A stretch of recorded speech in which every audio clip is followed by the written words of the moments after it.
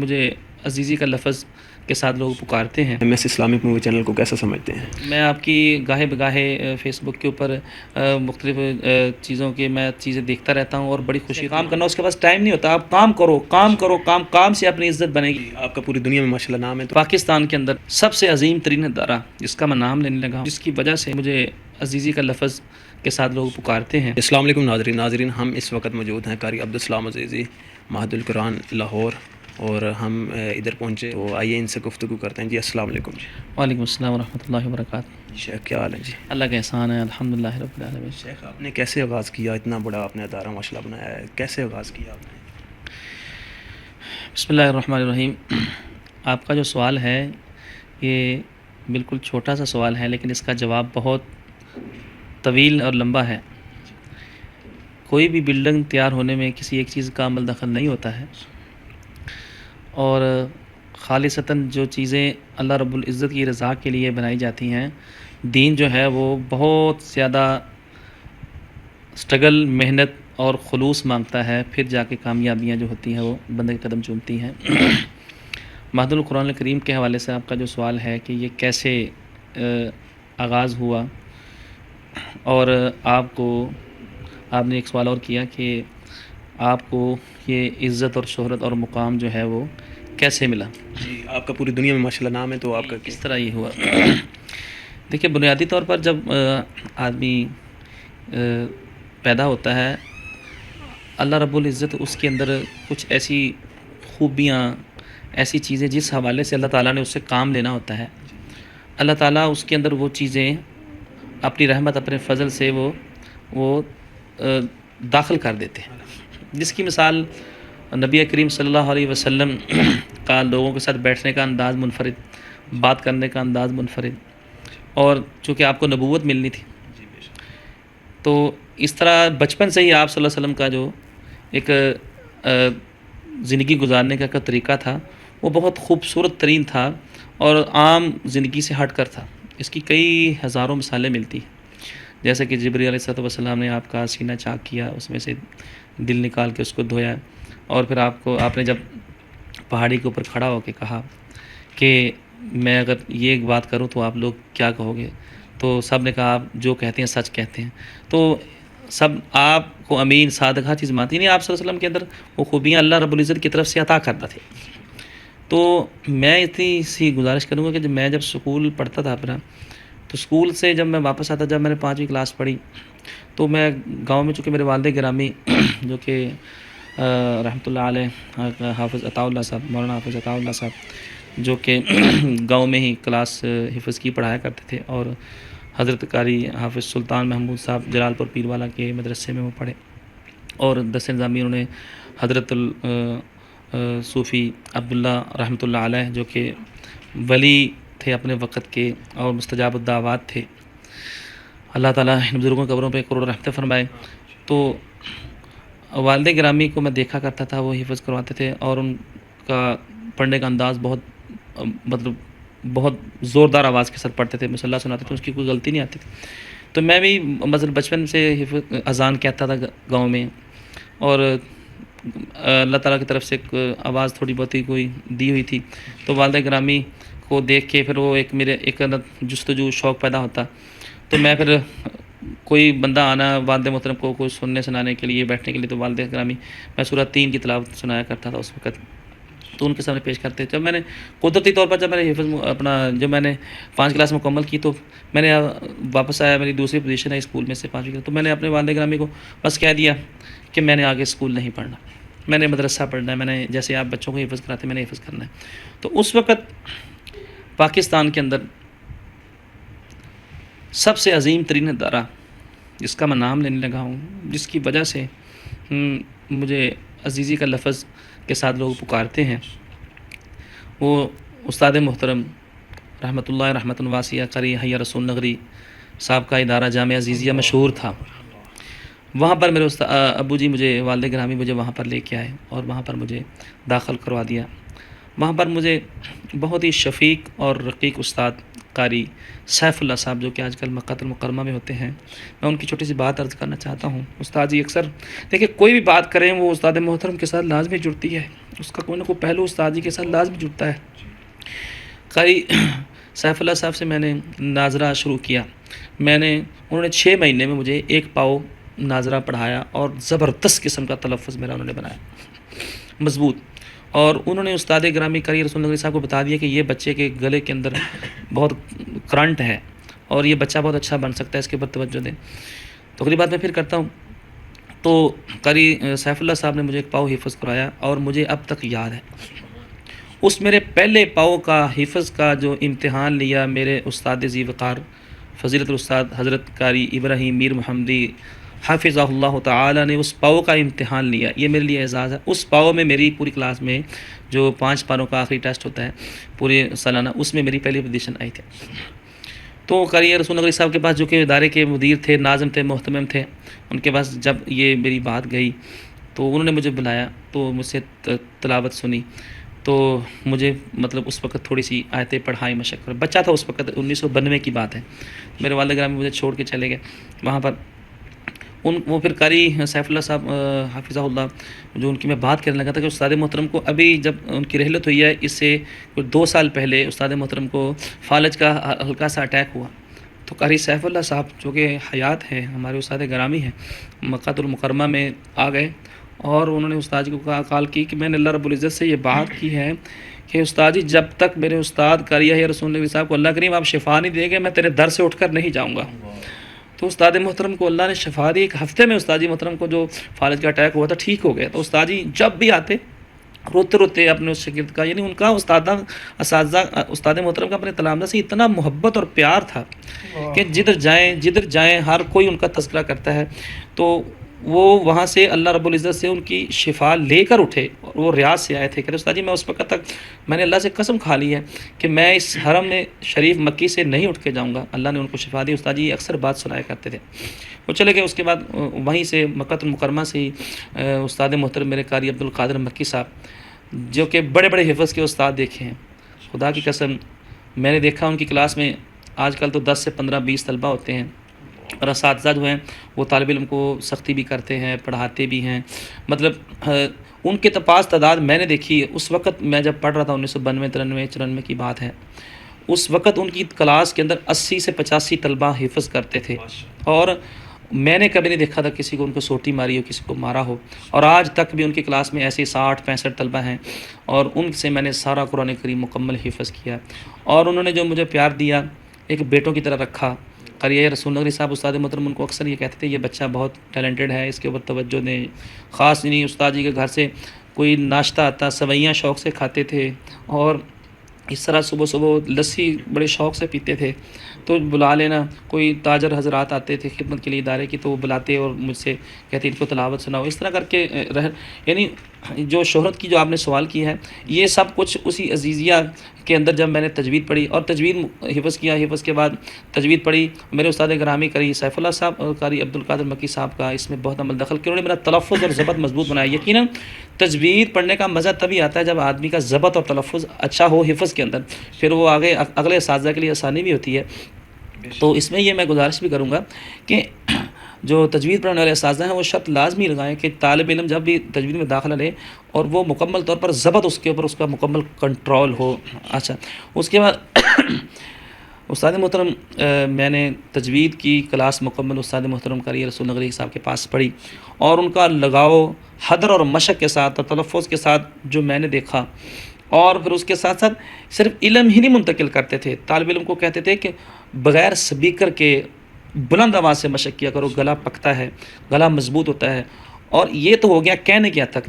اور دوسری بات جو میں نے دیکھی ہے وہ یہ کہ اس وقت سے لے کر ہزاروں لوگ اپنی تحریر میں لکھ رہے ہیں کہ وہ مربی تھے، مشفق تھے، خرچ کرنے والے تھے، بہت کچھ، تو میں تو سمجھتا ہوں کہ استاد جی جمعرات کو کھڑے ہو جاتے تھے، ان کی جیب میں جتنے پیسے ہوتے تھے الماری میں سارے لڑکوں کو بانٹ دیا کرتے تھے، اور خصوصاً جو طلبہ اچھا پڑھنے والے تھے ان کے ساتھ ان کا اتنا لگاؤ تھا، ان کو محافل جیسے مجھے اس عمر میں محافل میں ساتھ لے کے جاتے تھے، کرایہ لگانا اور اسٹیج پر بیٹھے بیٹھے حوصلہ افزائی کرنا جیسے آج تک وہ کرتے رہے ہیں، جیب میں کچھ بھی نہیں ہے، ساتھ والے سے پکڑ پر قاری چاہے ان کا شاگرد ہے چاہے نہیں شاگرد، کسی اور کا بھی شاگرد اس کی بھی حوصلہ افزائی کرنا، جس طرح کے گروپ مزامیر اعلیٰ داود اور کلیت القرآن کے گروپ کے اندر اکثر بھائی جو ہے وہ یہ ذکر کر رہے ہیں۔ تو استاد جی نے وہاں پر ہم پر محنت کی اور ہمیں دوسری بات کہ حوصلہ دیا. ان کے اندر یہ چیز تھی کہ وہ ہیرے کو تلاش کرتے تھے، ہیرے کی قدر کا پتہ ہوتا تھا، اور وہ اس کے اوپر پھر خرچ کرتے، اس کو حوصلہ افزائی دیتے.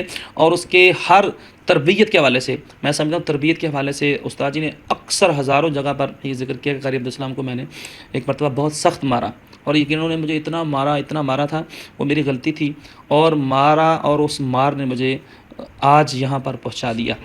ٹھیک ہے جی. مجھے مارا، میرے والد گرامی خود استاد تھے حفظ کے. میں جب انہوں نے مجھے مارا، میں رو کے واپس گھر بھاگ گیا تھا. میری والدہ نے کہا نہیں پڑھانا. میرے استاد گرامی میرے ابو جی نے مجھے وہاں سے پھر مارا اور مجھے اسی شام واپس بھیج دیا. میں اب کیا بتاؤں، استاد جی کو پتہ چلا کہ عبدالسلام چھوڑ کے چلا گیا. میں اسی رات واپس آیا، سخت سردی کے دن تھے. استاد جی کو پتہ چلا، استاد جی گھر سے اٹھ کے آ کے آیوڈیکس لے کے آئے. آیوڈیکس لا کے میرے زخموں کے اوپر خود مالش کرنے لگے. تو مجھے کہتے عبدالسلام مجھے معاف کر دے، میں نے تجھے بہت زیادہ مارا. تو مطلب ان کی یہ شفقت ہے، ان کی محبت ہے. اس وقت سے میں نے کہا بس میں نے جب پڑھنا ہے تو ادھر ہی پڑھنا ہے اور کسی جگہ نہیں جانا. تو تجوید میں نے مکمل کی. پھر انہوں نے قاری ابراہیم استاد محترم کو کہا کہ یہ بچہ بہت اچھا پڑھنے والا ہے، ان کو اپنے ساتھ جامعہ رحمانیہ میں لے جائیں. تو استاد جی وہاں پر بھی قاری عبداللہ طیب صاحب، قاری عطاء اللہ صاحب جو کہ ہمارے بہت ہی مشفق اساتذہ میں سے ہیں، وہ میں چھوٹا سا تھا تو اس وقت جامعہ رحمانیہ کی مکمل ٹیم ہوتی تھی. قاری عارف بشیر صاحب، قاری قمر الاسلام صاحب، قاری عبدالرحمن شوقی پوری صاحب، قاری عبدالحنان صاحب، اور بڑے بڑے قراء کو محافل کے اوپر لے کے جاتے ہمیں، اور ہمیں شوق ہوتا. یہ شوق پیدا ہوا جو شہرت کی بات کر رہے ہیں، ان کو قراء کو دیکھ دیکھ کر مختصراً یہ بیان کر رہا ہوں. تو استاد جی خود ساتھ لے کے جاتے، کرایہ بھی لگاتے، پھر وہاں پر خود حوصلہ افزائی اسٹیج کے اوپر تمام قراء. اس کو دیکھتے دیکھتے دل کے اندر شوق بڑھتا گیا کہ میں نے کسی بڑے ادارے میں پھر جانا. استاد جی نے میرے استاد قاری ابراہیم صاحب نے امتحان لیا، اور امتحان میں نے تجوید کے شعبے میں اول پوزیشن حاصل کی. استاد جی نے ہی میرا حفظ کا پہلا امتحان بھی لیا، اور تجوید کا بھی جب فراغت ہو رہی تھی میری جامعہ عزیز سے، استاد جی نے جب سند دی تو وہاں پر سند کے اوپر مجھے لکھ دیا قاری عبدالسلام کے آگے عزیزی لکھ دیا، اور کہا آج کے بعد تم نے جہاں پر بھی جانا ہے عزیزی کہلوانا ہے. اس کی وجہ سے مجھے عزیزی کہتے ہیں، اور میرے لیے یہ انتہائی اعزاز کی بات ہے کہ استاد محترم نے مجھے یہ نصیحت کی کہ عزیزی لکھوانا ہے. اور آج تک ہم یہ اللہ رب العزت سے دعا کرتے ہیں کہ یہ عزیزیہ کا جو سلسلہ ہے یہ آگے جب تک ہماری زندگی ہے، ہمارے اساتذہ کا، استاد گرامی کا مشن ہے، اس کو آگے پہنچاتے رہیں گے، پہنچاتے رہیں گے، یہاں تک کہ ہمارا بھی بلاوا آ جائے تو ہم اس مشن کو آگے لے کر چلتے رہیں گے. جب تک استاد زندہ حیات ہوتا ہے، باپ زندہ ہوتا ہے، تو اولاد کے اندر تھوڑی سی لاؤبالی ہوتی ہے، لاپرواہی ہوتی ہے. لیکن اب ذمہ داریاں ہمارے اوپر اور بڑھ گئی ہیں کہ ہم نے اپنے اساتذہ کی قبر کو منور کرنے کے لیے، ان کے لیے صدقہ جاریہ بننے کے لیے ہم نے خوب سے خوب تر محنت کرنی ہے، اور ادارے کے اوپر ادارہ قائم کرنا ہے. ایک ادارے نے کئی ہزاروں تجوید و قرات کے کلیت القرآن کے ادارے کھولنے ہیں، اور انشاءاللہ اس کے اندر اپنی جو بقیہ زندگی ہے ان کو صرف کر دینا قرآن کریم کی خدمت کے لیے. اور یہاں سے قاری ابراہیم صاحب استاد محترم کے پاس میں آیا، حضرت مولانا شیخ عبدالرحمن مدنی صاحب کا جو ادارہ، وہاں استاد جی کلیت القرآن کی بنیاد رکھی تھی، مدینہ شریف سے فاضل ہو کے آ کر. استاد جی کا بھی یہی انداز تھا. 1997-98 2 سال تک میں وہاں پڑھا. اس کے بعد میں چوتھے سال میں گیا تو مجھے استاد گرامی قاری ابراہیم صاحب محافل میں ساتھ لے جاتے تھے، قاری عارف بشیر صاحب کے ساتھ، قاری قمر الاسلام صاحب کے ساتھ، اور پھر میں وہاں پر فارغ ہوا، وہیں پہ مجھے استاد رکھ لیا. یہ میرے لیے انتہائی اعزاز کی بات تھی. اس کے ساتھ میں ساتھ مسجد القادسیہ جو کہ امیر محترم پروفیسر حافظ محمد سعید صاحب جو جماعت الدعوہ کے امیر ہیں، الحمدللہ ان کی شفقت سے انہوں نے میری تلاوت سنی، اور الحمدللہ وہاں پر ایک رمضان بھائی تھے، اسی ادارے کے فاضل تھے، وہ مجھے یہ لے کے آئے ایک تربیتی نشست میں. تو وہاں سے انہوں نے مجھے سلیکٹ کیا، میں امام لگ گیا. اسی معہد القرآن الکریم میں امام لگا تھا سن 2000 میں. ہاں جی، یہاں پر صرف یہ مطلب یہاں پر ادارہ نہیں تھا، صرف جماعت کا ایک دفتر تھا لاہور کا، استقبالیہ کا. تو قادسیہ اس وقت بن رہا تھا، پھر قادسیہ بن گیا تو وہاں پر مجھے یہاں تلاوت سنی میری. وہاں پر قادسیہ میں ایک پروگرام ہوا تو وہیں سے مجھے میرے محترم نے حکم دیا کہ آپ وہاں پر امامت قرآن شروع کر دیں. تو یہ جماعت کی وجہ سے ادارہ معہد القرآن الکریم کی جو بات ہے تو بھی آگے جا کے ہے الحمدللہ.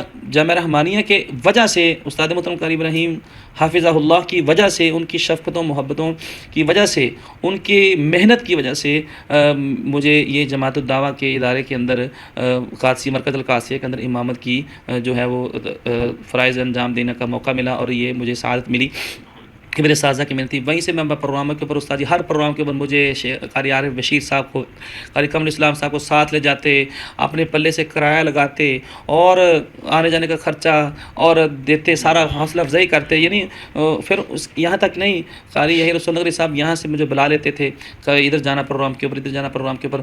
اور مختصر میں یہ کہوں گا کہ 7ویں سال کے اندر یقین کریں میرے پاس میں نے 10ویں کلاس کے بعد 11ویں کے میں نے فیس بھیجنی تھی، میرے پاس پیسے نہیں تھے.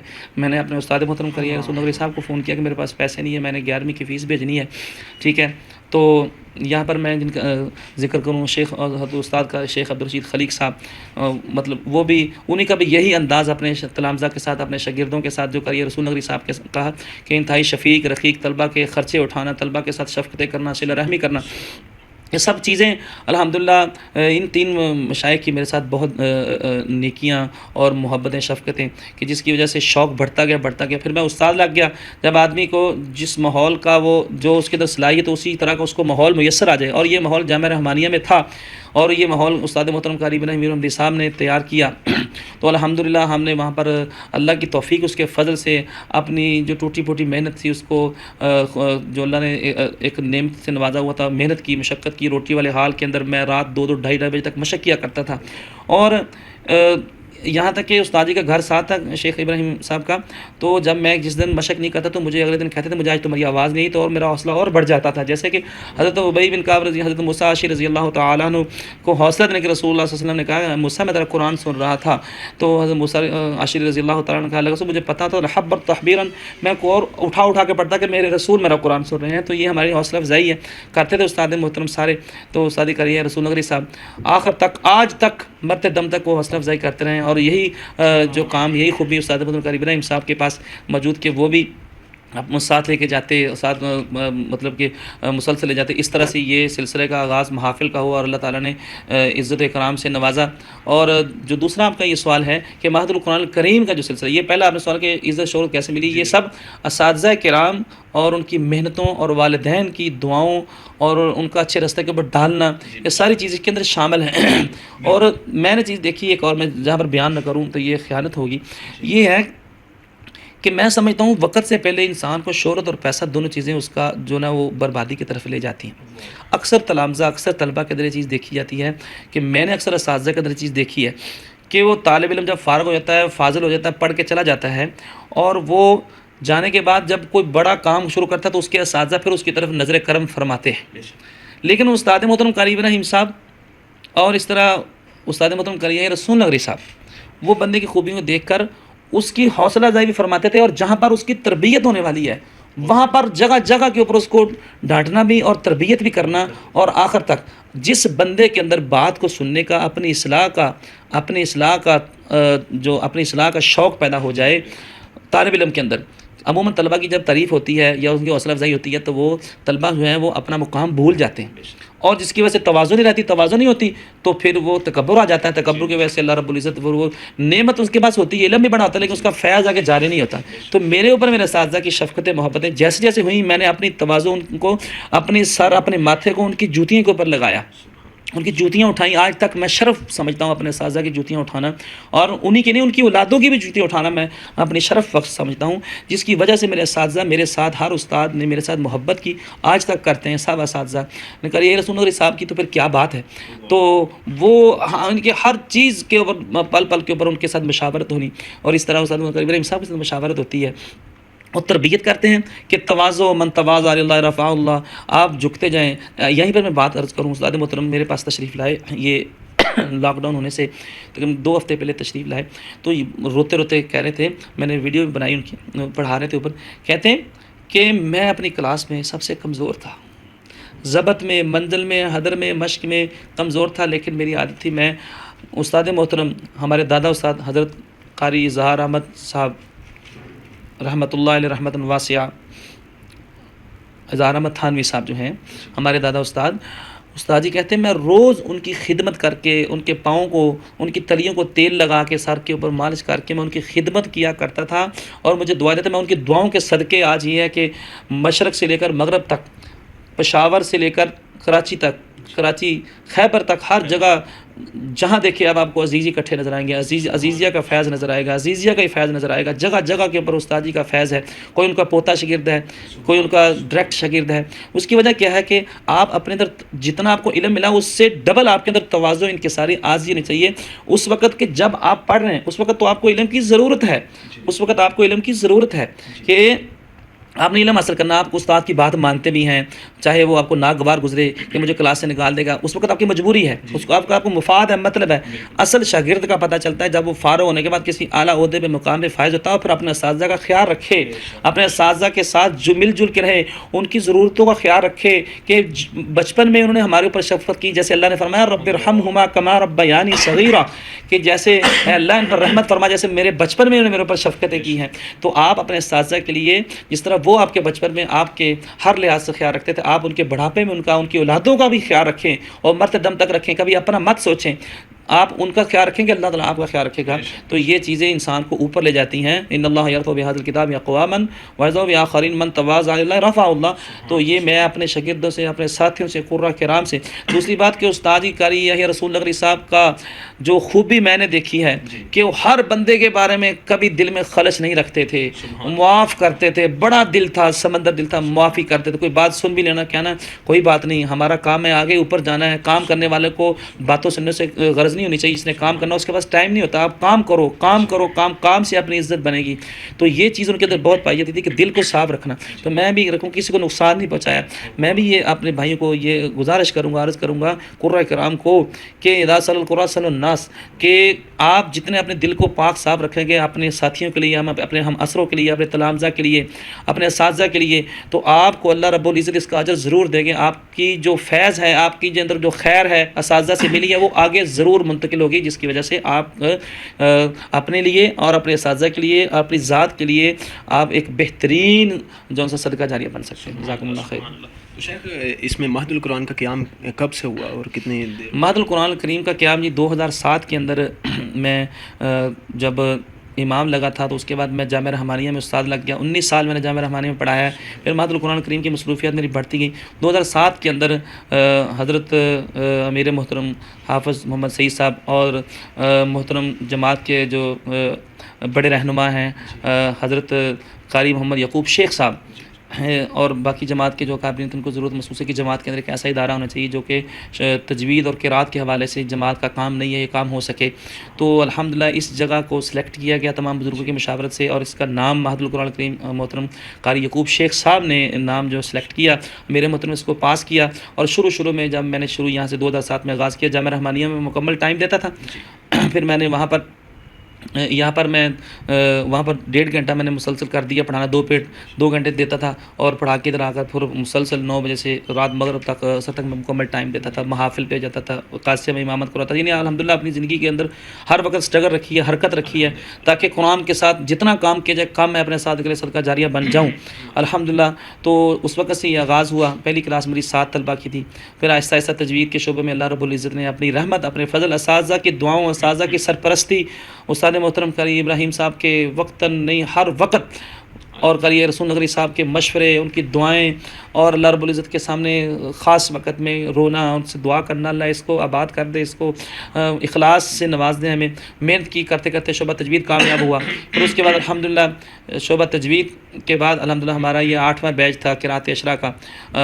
قراءت اشرا 7 ثانویہ عامہ وفاق المدارس کا جو نصاب ہے 2 سال کے اندر قراءت اشرا مکمل کرواتے ہیں ہم، اور تعداد الحمدللہ بڑھتی کی بڑھتی۔ اس کے بعد پھر میں نے سوچا کہ میرے طلبہ جو ہیں میں ان کو فارغ کر دیتا ہوں تجوید کے بعد 1 سال، اور 2 سال قراءت اشرا پڑھنے کے بعد طلبہ کے اندر بہت نکھار آتا، بہت اچھا پڑھتے۔ جماعت الدعوہ کے جتنے مین مراکز بڑے بڑے ان کے اندر مہد القرآن کریم کے الحمدللہ ہمارے جو تلامذہ ہیں، شاگرد ہیں الحمدللہ، استاد جی قاری رسول نقوی صاحب کی شفقتیں طلبہ کو پھر میں ان کے پاس بھیجتا تھا، وہ ادھر تشریف لاتے تھے، ان کی تصحیح کرانی، حروف کی، حدر کی، مشق کی، جہاں کمیاں کوتاہیاں ہونی، یعنی اساتذہ سے ان کو جوڑ کے رکھا کہ یہ میرے دادا استاد محترم قاری ابراہیم صاحب اتنی مثلا مشکلات، بیماری کے باوجود اتنی سیڑھیاں چڑھ کے اوپر آتے تھے، اور ہر مہینے میں ٹائم دیتے تھے، اور جہاں جہاں تصحیح کی ضرورت تھی وہاں پر تصحیح فرماتے، دعائیں دیتے، اور الحمدللہ یہ سلسلہ چلتا رہا۔ اور اس وقت میں نے پھر دیکھا کہ طلبہ فارغ ہونے کے بعد ہم ان کا بہترین ایک سسٹم بناتے ہیں، پڑھنے کا انداز بناتے ہیں، لیکن ایک ہی سال یا 2-3 سال کے اندر بندہ بہترین قاری نہیں بن سکتا۔ جب وہ اس پٹری کے اوپر چڑھتا ہے تو مسلسل اس کو روانگی کے ساتھ، تسلسل کے ساتھ 6-7 سال تک مسلسل محنت کرنی چاہیے، وہ مشق کرنی چاہیے۔ ہر سال جیسے تجوید میں حدر سناتا ہے، ہر سال حدر سنائے۔ تو وہ مجھے دوسرے مدارس میں یہ چیز کی کمی نظر آئی کہ 2 سال کے بعد جب لڑکا فارغ ہوتا ہے وہ درس نظامی میں تو چلا جاتا ہے، درس نظامی میں جانے کے بعد اس کے پاس نہ وہ حدر سناتا ہے، نہ وہ مشق کرتا ہے، تو وہ اس فیلڈ سے آؤٹ ہوتا ہے۔ ہوتا ہے صرف اکیلا مولوی رہ جاتا ہے، عالم بن جاتا ہے، قاری کا جو سسٹم اس نے سیکھا ہوتا ہے اس میں وہ ختم ہو جاتا ہے. تو میں نے آگے پھر یہ سسٹم اپنے پاس شروع کیا، تعلیم کا دورانیہ بڑھا دیا. صبح 7 سے لے کر عصر تک، مطلب زور تک 10 نظامی کے اسباق ہم پڑھتے ہیں، قرات کے جو اسباق ہیں اصول کے ہم پڑھتے ہیں. زور سے عصر تک ہم طلبہ کو اپنے ساتھ بٹھا کر، جو کہ ہمارے استاد گرامی قاری ابراہیم صاحب نے ہمیں 6ٹھی 7ویں 8ویں کلاس میں جب ہم پڑھتے تھے، ہمیں جو آنے والے نئے طلبہ ہوتے تھے ان کو ہمارے پاس بٹھاتے، گروپ بناتے، ان کو مشق کرواؤ. تو میں نے بھی وہ سلسلہ اس وقت دیکھا. تو ہمارے مدرسے میں ہم ہر طالب علم کو مغرب عشاء کی نماز دیتے ہیں کہ قراءت عشرہ کے اندر روایات میں وہ نماز کرواتے ہیں. اور اس کے ساتھ ساتھ زور سے عصر تک جو بہت اچھا پڑھنے والے طلبہ ہیں ہم ان کو ساتھ بٹھاتے ہیں. وہ ہے کہ یہ چیز میں نے استاد محترم قاری رسول نقوی صاحب کے اندر یہ چیز دیکھی کہ وہ طالب علم کو صرف طالب علم سمجھتے علم نہیں دیتے تھے، بلکہ اس کی صلاحیت کو جانچ کر اس کو ساتھ بٹھاتے تھے اور اس کو استاد بناتے تھے. طالب علم کو علم دینا اور بات ہے، اور اس کو استاد بنانا یہ اس سے بھی بڑی بات ہے. تو یہ جو خوبی جو ہے یہ ان سے ہماری طرف منتقل ہوئی ہے کہ ہم اپنے بچہ ہمارے پاس جب ہمارے پاس فارغ ہوتا ہے تو اس کو ہم تجوید قرات پڑھنے کے بعد ساتھ بٹھاتے ہیں، ساتھ وہ پڑھتا بھی ہے اور اس کو الحمدللہ ہم وظیفہ دیتے ہیں، 1000 1500 روپے 2000 روپے وظیفہ دیتے ہیں تاکہ اس کی حوصلہ افزائی ہو اور وہ بڑھ چڑھ کے محنت کرے. اور اس طرح جب وہ 8ویں سال تک پڑھ کے فارغ ہوتا ہے ایک بہترین قاری ہوتا ہے اور بہترین عالم بھی ہوتا ہے. اور تقریر کے حوالے سے قراء کے اندر کمی پائی جاتی ہے. جیسے کہ آپ دیکھیں قاری صہیب احمد میر عمری صاحب استاد محترم قاری ابراہیم صاحب کے جو چھوٹے بھائی ہیں ان کے شاگرد بھی ہیں. آپ دیکھیں کون نہیں جو ان کو نہیں سنتا ہے جی. تو میں نے چیز دیکھی کہ میرے طلبہ کے اندر شاگردوں میں یہ کمی پائی جاتی ہے. تو میں نے میرے شاگرد قاری وقاص فروقی صاحب جو ہیں الحمدللہ ان کی خدمات میں نے لی ادارے معہد القرآن کے لیے. وہ طلبہ کو الحمدللہ ہر بدھ کی بدھ ہمارے بزم ادب کے اندر باقاعدہ طور پر تقریر کا فن سکھاتے ہیں تاکہ قاری کو عالم ہونے کے ساتھ ساتھ اچھا مقرر ہونا چاہیے تاکہ اس کے اندر جو علم ہے اس کو آگے منتقل بھی کر سکے. تو اس طرح ہم محنت کر رہے ہیں. اللہ تعالیٰ ہمارے ادارے کو اور تمام اداروں کو کامیابیوں سے نوازے. اس وقت ادارے میں مکمل طالبات کی تعداد طالبات لاسٹ ایئر میں جو الحمدللہ لاک ڈاؤن کے سے پہلے ہمارے ادارے کے اندر الحمدللہ 185 کے قریب حفظ کے طلبہ کی تعداد تھی اور 225 سے 30 کے تعداد تھی وہ طلبہ کی تجوید اور قرات عشرہ درس نظامی کی طلبہ کی تعداد تھی. طالبات نہیں ہے الحمدللہ. اللہ تعالیٰ نے ہمیں یہ ساتھ ہی ایک جگہ دی ہے 5 محلے کی. ہم وہاں پر یہی جو تجوید و قرات کا ادارہ الحمدللہ ہم نے یہاں پر بنایا ہے معہد القرآن کریم، وہی سسٹم ہم حفظ تجوید کا طالبات کے لیے شہری بچیوں کے لیے انشاءاللہ شروع کر رہے ہیں. وہاں پر استاد محترم قاری فیاض صاحب اس طرح میں الحمدللہ وہاں پر ضرور اس کا پڑھائیں گے وہاں پر انشاءاللہ. گھروں میں 2-3 بچے ہوں ان کی ذمہ داری اٹھانا اتنا مشکل ہو جاتا ہے، تو آپ نے ماشاءاللہ سینکڑوں کی تعداد میں ادھر ذمہ داریاں سنبھالی ہوئی ہیں، کیا مشکل نہیں لگتا آپ کو؟ دیکھیں جی یہ جو سوال آپ کا ہے اس کا تعلق توکل کے اوپر ہے. توکل جو ہے انسان فَإِذَا عَزَمْتَ فَتَوَكَّلْ عَلَى اللّہ، ہم نے توکل علی اللہ کے ساتھ ہی پاکستان کے تمام ادارے آپ کو دیکھیں گورنمنٹ کی طرف سے جو سلسلہ ہے وہ نہیں ہوتا. الحمدللہ معاونین ادارے کے ہوتے ہیں. تمام ادارے جو ہیں یہ معاونین جو اللہ تعالیٰ دیتے ہیں ساتھ وسائل کو اخراجات جتنے بھی ہیں ان کو ہینڈل کرنے والے ہر ادارے کے ساتھ اللہ بندے دیتے ہیں تو وہ سلسلہ چلتا ہے. کہ الحمدللہ اس طرح کر کے ادارہ جو ہے وہ ادارے کی ساری ضروریات جو اللہ رب العزت اپنے بندوں کے ذمہ ڈال دیتے ہیں، اپنے بندوں کو اہل قرآن کا خادم بنا دیتے ہیں. اس کی وجہ سے عمومی طور پر دیکھتے ہیں کہ مدارس اور مساجد میں پڑھانے والوں کی ذمہ داری بہت سخت ہوتی ہے اور ٹف ہوتی ہے، اس کے اندر چھٹی کی گنجائش نہیں ہوتی ہے. ٹھیک ہے، لیکن ان کا توکل اللہ کے اوپر ہوتا ہے کہ 15 سے 20 ہزار 12 14 15 ہزار کی تنخواہ کے اوپر بھی یہ لوگ پڑھا رہے ہیں اور کبھی بھی انہوں نے کبھی بھی احساس کمتری کا شکار نہیں ہوئے، کبھی احتجاج بھی نہیں کیا انہوں نے، آج تک کبھی احتجاج بھی نہیں کیا. سچی بات ہے. اور الحمدللہ سفید پوش ہوتے ہیں، جیسے کہ اللہ کے نبی صلی اللہ علیہ وسلم کی حدیث ہے ان اللہ یحب المؤمن التقی الخفی الغنی، یہ لوگ اس کے مصداق ہیں. اور انشاءاللہ عزیز ویسے بھی اللہ رب العزت نے رسول اللہ صلی اللہ علیہ وسلم کو بھی یہ قرآن کریم میں کہا تھا کہ لا تمدن عینیک الی ما متعنا بہ، کہ آپ اپنی آنکھوں کو ادھر نہ لگائیں جو آپ کو ہم نے دے دیا. سبعا من المثانی والقرآن العظیم ولقد آتیناک سبعا من المثانی والقرآن العظیم، ہم نے جو آپ کو چیز دے دی ہے اس کے بعد اس سے افضل چیز دنیا میں کوئی نہیں تھی، تو وہ مل گئی سب کو الحمدللہ رب العالمین. تو تلاوت عوام الناس کو سنائیے گا، ایک سانس میں آپ کتنا لمبی تلاوت آپ کر لیتے ہیں وہ بھی ذرا سنائیے گا عوام الناس کو. تلاوت کے حوالے سے دیکھیں آج مطلب طبیعت کی اتنی ناسازی ہے، آپ سمجھتے ہیں کہ مطلب ابھی 6-7 دن مسلسل بخار رہا ہے اور اوپر سے یہ اتنی مطلب اللہ رب العزت کی طرف سے یہ مطلب کہ آزمائش آئی ہمارے ساتھ، تو ہم اسی کے اندر بھی مبتلا ہیں. تو انشاءاللہ جی تلاوت ضرور سنائیں گے. اور تلاوت سیکھنے کا جو فن ہے یہ انسان آج کل کے طلبہ مشق نہیں کرتے. ہمارے اساتذہ، میں نے جب جامعہ رحمانی میں پڑھا کرتا تھا، حضرت قاری عمر صاحب، قاری گل صاحب، وہ کہا کرتے تھے کہ پورے کا پورا قرآن آدمی کو مشق کے انداز میں، پورے کا پورا قرآن مشق میں آنا چاہیے. عموماً قرآن کے پاس مشہور رکوع ہیں، وہ تلاوت کر دیتے ہیں اور انہیں رکوعوں کے اوپر وہ ساری زندگی اپنی گزارتے ہیں. میں اس چیز سے اختلاف کرتا ہوں. میں کہتا ہوں ہر قرآن کا الف لام میم سے لے کر الناس تک ہر جو بھی آیت جو ہے، جیسے ہمارے کابر قرآن شیخ صدیق منشاوی، قاری عبدالباس رحمۃ اللہ علیہ، شیخ مصطفیٰ اسماعیل، پورا قرآن جو ہے وہ مشق میں سناتے ہیں. وہ انٹرنیٹ پہ پڑھے بھی ہیں. ہاں جی، پڑھے بھی ہیں. تو اس طرح قاری کو ہونا چاہیے اور طلبہ کے اندر بھی یہ رجحان ہونا چاہیے. ایک کھانسی کی وجہ سے میں تھوڑا سا مجھے ڈسٹربیشن ہو رہی، تو جب طبیعت ٹھیک ہوئی تو ضرور آپ کے انشاءاللہ اس چینل سے ضرور انشاءاللہ تلاوت بھی سنائیں. طلباء کو کیا پیغام دینا چاہیں گے؟ طلبہ کے لیے میں یہ گزارش کروں گا کہ جہاں پر بھی جائیں، اس کے اندر دو چیزیں ہیں کہ ہر طالب علم کے لیے کہ جس بھی ادارے میں وہ داخلہ لے، سب سے پہلے وہ اپنے مقصد کو تعین کرے، مقصد کو وضع کرے کہ میں جس علم کے لیے جس جگہ پر جا رہا ہوں وہ کس مقصد کے لیے جا رہا ہوں. پھر اس مقصد کے حصول کے لیے وہ انتہائی محنت، لگن، خلوص کے ساتھ وہ ڈٹ کے محنت کرے اور اس کے ساتھ ساتھ اساتذہ کا مؤدب ہو. خدا کی قسم اس وقت تک اس کا علم بے فیض ہے جب تک اس کے اندر ادب نہیں ہوگا، تواضع نہیں ہوگی، انکساری نہیں ہوگی. سیکھنے کے دوران بھی اور سکھانے کے دوران تو اس کا ادب اساتذہ سے اور بڑھنا چاہیے، رابطہ اور بڑھنا چاہیے، جیسے کہ میں نے پچھلے گزشتہ باتوں کے اندر میں نے ذکر کیا. تو اس کے ساتھ ساتھ ایک ہر طالب علم کے لیے ایک بہترین قاری ہونا چاہیے اور ایک بہترین عالم کے لیے ایک بہترین قاری ہونا چاہیے اور بہترین قاری کے لیے بہترین عالم ہونا ضروری ہے. تو جس طرح کہ ہمارے ادارے میں ان دونوں چیزوں کے ساتھ ساتھ تقریر کا فن بھی بہترین انداز سے ہم سکھاتے ہیں. انشاءاللہ آئندہ مستقبل میں مہد القرآن الکریم سے جس طرح کے بہترین قرآن نکلے ہیں، اس طرح بہترین صرف نحو کے اعتبار سے اور تقریر کے اعتبار سے اور تعلیم و تعلم کے تربیت کے اعتبار سے انشاءاللہ العزیز یہ جماعت الدعوہ کا جو یہ بہترین ادارہ ہے مہد القرآن الکریم، یہ جماعت نے پلیٹ فارم جو ہمیں دیا ہے، اس پلیٹ فارم سے دیکھیں کسی بھی چیز کے لیے پلیٹ فارم کا ملنا بڑا ضروری ہوتا ہے. اور ہمارے امیر محترم الحمدللہ نے ان کو جو بصیرت دی ہے، کمال بصیرت رکھنے والے ہیں، انہوں نے ہماری صلاحیتوں کو دیکھا اور ہمیں یہ پلیٹ فارم دیا اور پھر ہمیں کھل کر اس کے اوپر اس پچ کے اوپر کھیلنے کا موقع میسر کیا. کوئی رکاوٹ نہیں ڈالی، حوصلہ افزائی کی. ٹھیک ہے، اور حوصلہ افزائی کے ساتھ ساتھ ان کی ہر لحاظ سے فائنینشلی ہر معاملات میں ہماری حوصلہ افزائی اور اساتذہ کا اچھے نصاح، مشاورت، سرپرستی چیزوں مل کے الحمدللہ یہ ایک بہترین پودا خوبصورت طریقے سے تیار ہو چکا ہے. اس کا فیض پورے پاکستان نہیں دنیا میں منتقل ہو رہا ہے. اور میں سمجھتا ہوں آخر میں میرے لیے، میرے اساتذہ کے لیے، میرے محترم حافظ سعید صاحب کے لیے، میرے والدین کے لیے اور استاد محترم حضرت قاری یحییٰ رسول نقوی صاحب اور اسی طرح جامعہ رحمانیہ جو میرا مادر علمی ہے اس کے لیے اور حضرت الاستاد قاری ابراہیم نقوی صاحب کے لیے، یہ سب جو خزینہ جتنا بھی ہو رہا ہے یہ سب ان کے لیے ذریعہ نجات صدقہ جاریہ ہے. شیخ، لاک ڈاؤن کے ان دنوں میں ہم اس وقت علماء کرام کے انٹرویو کر رہے ہیں، تو آپ MS اسلامک مووی چینل کو کیسا سمجھتے ہیں؟